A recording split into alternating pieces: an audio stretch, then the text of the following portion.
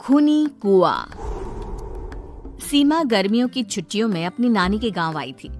सीमा नानी के घर पहुंचने के बाद अपनी नानी के पैर छूती है और उनसे आशीर्वाद लेती है।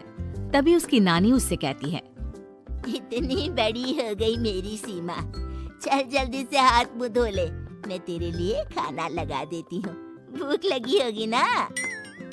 हाँ नानी, भूख तो लग रही है मुझे, आपके हाथ के बने हुए पीले दाल और चावल खाने की। कितना टाइम हो गया है मुझे आपके हाथ का बना हुआ दाल चावल खाए हुए। तू तो नौकरी में व्यस्त थी, तो तुझे कहाँ से टाइम मिलेगा अपनी नानी के लिए? और जब इतने टाइम बाद आई है तो ज्यादा टाइम के लिए रुक कर जाएगी तू। हाँ नानी, इस बार पूरे 2 महीने के लिए आई हूँ।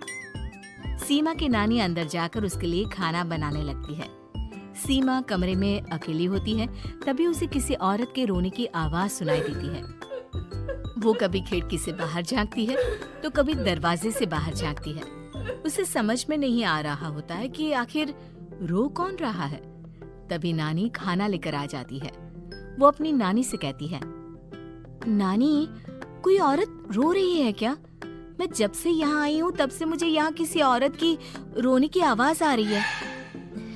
हे भगवान, कहीं ये वही तो नहीं? बोलो ना नानी। अरे कोई नहीं रो रहा, ये तेरे मन का वहम है। और तू ना अब खाना खा ले, ज्यादा यहाँ वहाँ की बातों में ध्यान मत दिया कर। जल्दी से खाना खा और फिर मेरे साथ आ जा मेरे कमरे में, दोनों बैठकर खूब सारी बातें करेंगे। ऐसे ही अगले दिन सीमा अपनी नानी के साथ गांव के बाजार जा रही होती है। उसी रास्ते में फिर से किसी औरत के रोने की आवाज आती है। वो अपनी नानी से कहती है, अरे नानी, क्या सच में तुम्हें अभी भी किसी औरत की रोने की आवाज नहीं सुनाई दे रही? मुझे किसी औरत की बहुत बुरी तरीके से रोने और चीखने की आवाजें आ रही है। मैं बहुत परेशान हूँ नानी, आखिर ये कौन है? मुझे लगता है कि सीमा को शहर भेज देना चाहिए, यहाँ रहना उसके लिए ठीक नहीं। नानी बोलो ना, आप चुप क्यों हो जाते हो? सीमा, तू घर चल, मुझे तुझसे बहुत जरूरी बात करनी है। नानी सीमा को घर ले आती है और सीमा से कहती है, सीमा, कल सुबह तू शहर वापस चली जाएगी। अरे अचानक? आखिर क्या बात है नानी, आप मुझे ऐसे जाने को क्यों कह रही हो? मैं बस जो कह रही हूँ उस पर ध्यान दे। तू कल सुबह यहाँ से चली जाएगी, और ये बात मैं कोई मजाक में नहीं बोल रही। तू कल जाएगी तो मतलब जाएगी। अरे नानी, चली जाऊंगी मैं, ठीक है, पर आखिर बात क्या है ये तो बता दो।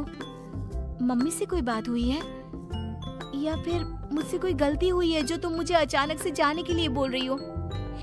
देख सीमा, रात बहुत हो चुकी है और मुझे इस बारे में कोई बात नहीं करनी। चल, अब चल के मेरे साथ सो जा। सुबह की बस पकड़कर तुझे शहर भी तो जाना है।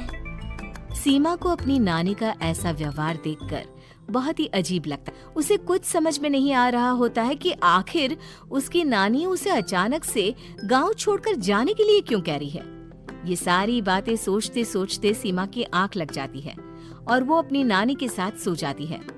ऐसे ही आधी रात को सीमा को फिर से किसी औरत की रोने की आवाज सुनाई देती है। वो उस औरत की आवाज सुनकर बार बार करवटें बदल रही होती है और तभी उसे सपने में भी एक अजीब सी औरत की परछाई दिखाई देती है, जो इतना चीख चीख कर रो रही होती है कि सीमा डरकर उठ जाती है। वो पूरे पसीने पसीने हो रही होती है। वो अपने आसपास देखती है तो घर में बिल्कुल शांति का माहौल होता है। सीमा घबरा जाती है। वो अपनी नानी को जगाने की कोशिश करती है, मगर उसकी नानी नहीं जगती। सीमा को फिर से उस औरत की रोने की आवाज सुनाई देती है। आखिरकार सीमा अपने आप को रोक नहीं पाती और वो घर का दरवाजा खोलकर बाहर निकलती है। आखिर ये माजरा क्या है? आज तो मैं पता करके रहूंगी।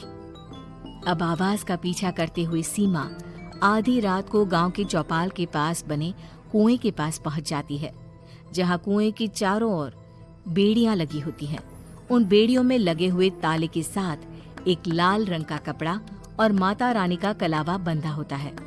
उस कुएं में से सीमा को किसी के रोने की आवाज आती है। सीमा परेशान हो जाती है। इस कुएं में कौन है? कौन है यहाँ? सुनो, कौन है? कौन रो रहा है? वो चिल्ला चिल्ला कर पूछती है और साथ ही लोगों को जगाने की कोशिश करती है, मगर किसी को भी उसकी आवाज सुनाई नहीं देती। अब सीमा खुद उस कुएं के पास की बेड़ियों और तालों को खोलने की कोशिश करती है और किसी तरह कुछ देर की मशक्कत के बाद सीमा उसको खोल भी देती है। और जैसे ही वो कुआं खोलकर उसके अंदर झांकती है, सीमा उस कुएं में गिर जाती है। इतने में उसकी नानी की नींद भी खुल जाती है और सीमा को पास ना देखकर नानी परेशान हो जाती है। नानी घबराकर पूरे घर में उसे ढूंढने की कोशिश करती है, जिसके बाद उसकी नानी और सभी लोग उस खूनी कुएं के पास जाते हैं और सीमा की नानी कुएं के पास खड़ी होती है। सभी गांव वालों और सीमा की नानी को सीमा के चिल्लाने की आवाज आती है। बचाओ! कोई मुझे बचाओ! मेरी बच्ची, हम आ गए, हम तुझे बचा लेंगे। नानी, मुझे यहाँ बहुत डर लग रहा है। यहाँ इंसान की कटी हुई मुंडिया, हाथ, पैर और कंकाल है और खून भी है। नानी, मुझे डर लग रहा है। आप सब मेरी मदद कीजिए, नहीं तो ये खूनी कुआं मेरी बच्ची को भी खा जाएगा। अरे मुझे तो ये समझ में नहीं आ रहा कि आखिर इस खूनी कुएं को खोला किसने। सालों पहले इसको इतनी मुश्किलों के बाद तांत्रिक बाबा ने बंद किया था। अरे पूरा गांव खूनी कुएं के बारे में अच्छे से जानता है, तो कोई भी जानबूझकर तो ऐसा करेगा नहीं। मतलब किसी ने अनजाने में इसे खोल दिया है भैया। सीमा को इस बारे में मालूम नहीं था और जब से वो यहाँ आई थी तभी से उसे किसी औरत के रोने की आवाजें भी सुनाई दे रही थी। कहीं सीमा ने ही तो उसे नहीं खोला। अगर ऐसा है तो फिर सीमा का बचना बहुत मुश्किल है। वहीं कुएं के अंदर सीमा रोते हुए बैठी होती है कि उसे आवाज सुनाई देती है जो कुएं के बाहर खड़े गांव वालों में से किसी को सुनाई नहीं देता। आज सालों के बाद मुझे ताजा खून मिलेगा। तेरा खून पीकर आज मैं अपनी प्यास बुझाऊंगा।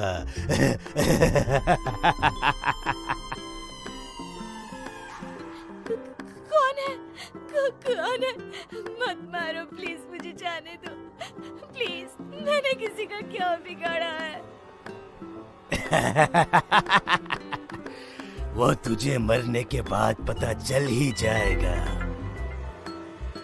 जितने में गांव वाले और सीमा की नानी कुछ सोच पाते, उतने में उन्हें सीमा के चिल्लाने की आवाज आती है और अगले ही पल सब शांत हो जाता है।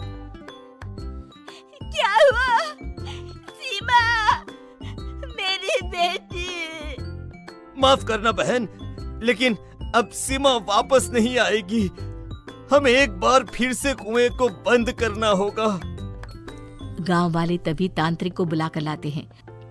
एक बार फिर अपनी शक्ति से तांत्रिक बाबा उस कुएं को हमेशा हमेशा के लिए बंद कर देते हैं और वहां एक बोर्ड लगा दिया जाता है कि यहाँ आना मना है।